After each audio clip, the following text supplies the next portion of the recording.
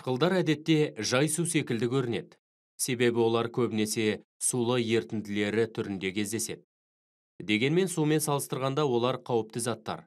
Олар күйдіргіш және кейде тіпті улы болады. Көзбен теріге қышқыл тимейтініне көз жеткізіңіз. Ешқашан қышқылдардың дәмін татпаңыз. Егер біз концентрлі қышқылдың сұйылтылған ертіндісін алғымыз келсе, қышқылды сумен араластырғанда келесі ережені пайдалану керек. Концентрлі қышқыл суға қосылады.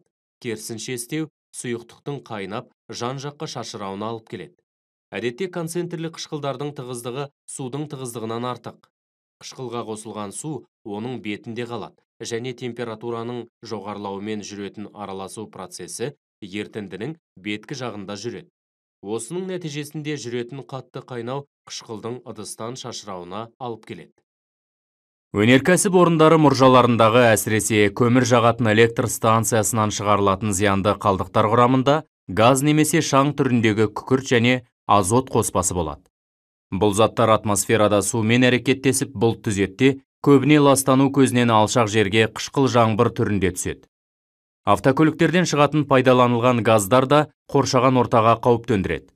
Қышқыл жаңбыр өсімдіктерде ауру туғызады және ол көбінесе бүкіл орманды аймақтың жоғалуына әкеледі.